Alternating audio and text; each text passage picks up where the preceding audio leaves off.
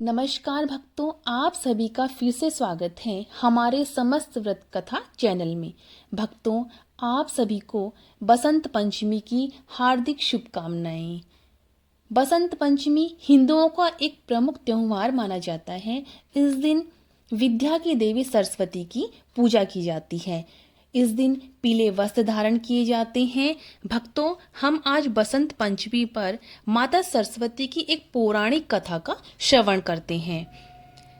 प्राचीन काल की बात है, जब यह षष्ठी अपने आरंभ स्वरूप में थी, तब चारों ओर निशब्दता और जड़ता व्याप्त थी। आकाश, पृथ्वी, जल और वायु, अग्नि, ये पंच महाभूत तो विद्यमान थे, परंतु उनमें चेतना का पूर्ण विकास नहीं हुआ था।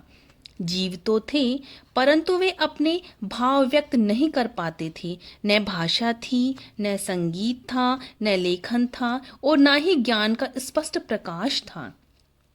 सृष्टिकर्ता पितामह ब्रह्मा जी कमल के आसन पर विराजमान होकर अपनी रची हुई सृष्टि को निहार रहे थे। उन्होंने देखा कि मनुष्य के पास नेत्र हैं, पर दृष्टि में विवेक नहीं, कंठ है पर वाणी में मधुरता नहीं, मस्तिष्क है पर ज्ञान का मार्ग स्पष्ट नहीं। यह देखकर ब्रह्मा जी का हृदय व्याकुल हो उठा।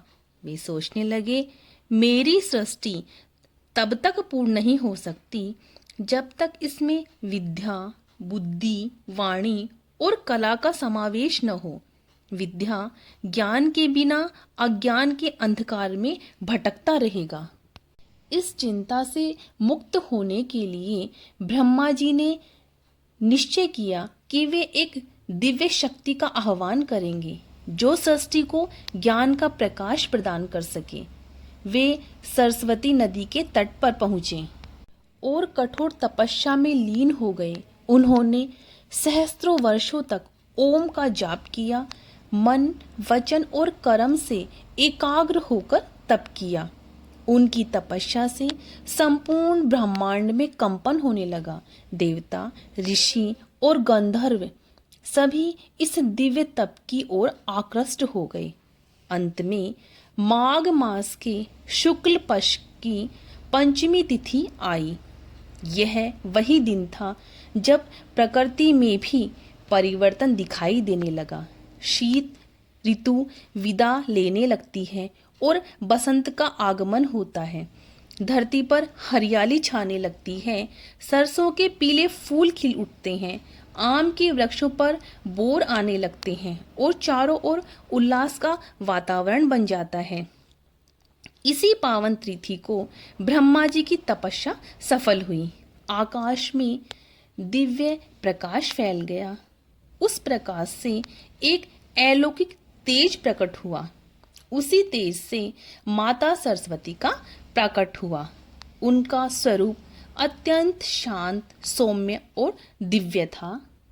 माता सरस्वती ने श्वेत वस्त्र धारण किए हुए थे, श्वेत कमल पर विराजमान थी। उनके एक हाथ में वीणा, दूसरे हाथ में पुस्तक थी, तीसरे हाथ में माला और चौथे हाथ में कमंडल था। उनके मुख से करुणा, शांति और ज्ञान का प्रकाश फैल रहा था।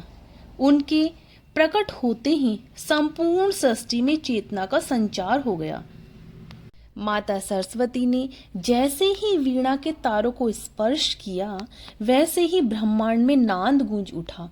उसी नाद से भाषा का जन्म हुआ, शब्दों में अर्थ आया, संगीत और राग उत्पन्न होने लगे, लेखन, गणना और शास्त्रों की रचना का मार्ग प्रशस्त हुआ। मनुष्य अब अपने विचारों को शब्दों में व्यक्त करने लगा। ऋषियों ने वेदों की रचना की, शास्त्र, पुराण और उपनिषद प्रकट हुए, कला, साहित्य और विज्ञान का विकास हुआ। ब्रह्मा जी ने माता सरस्वती के चरणों में नमन किया और कहा, हे देवी, आपकी कृपा से सृष्टि आज पूर्ण हुई है। आप ही विद्या, बुद्धि और विवेक की अधिष्ठात्री हैं।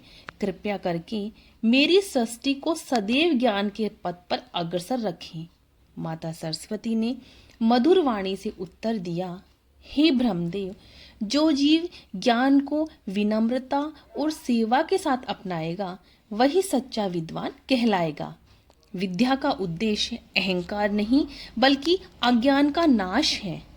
माता सरस्वती के प्राकट्य के साथ ही बसंत ऋतु का पूर्ण आगमन हुआ।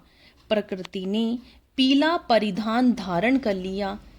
पीला रंग ऊर्जा का प्रतीक है, ज्ञान और आनंद का सूचक है, उत्साह और सकारात्मकता का संदेश देता है। इसी कारण बसंत पंचमी के दिन पीले वस्त्र पहनने और पीले पुष्प अर्पित करने की परंपरा चली आ रही है। तभी से यह मान्यता बन गई कि इस दिन माता सरस्वती की पूजा करने से विद्या की प्राप्ति होती है। विद्या आरंभ संस्कार करना अत्यंत शुभ होता है। विद्यार्थी अपनी पुस्तक, कलम और वाद्य यंत्रों की पूजा करते हैं। कलाकार, लेखक और संगीतज्ञ इस दिन विशेष साधना करते हैं। बसंत पंचमी का पर्व हमें यह स्मरण कराता है कि अज्ञान के अंधकार को दूर करने का एकमात्र साधन ज्ञान है। माता सरस्वती की कृपा से ही जीवन में शांति, सफलता और सदाचार का विकास होता है। भक्तों, ये थी हमारी बसंत पंचमी पे सरस्वती माता की एक पौराणिक कथा। भक्तों, यदि आपको मेरी कथा पसंद आती है तो प्लीज़ मेरे चैनल को लाइक कीजिए, इस कथा को ज़्यादा से ज़्यादा शेयर कीजिए और मेरे चैनल को सब्सक्राइब कीजिए। राधे राधे भक्तों।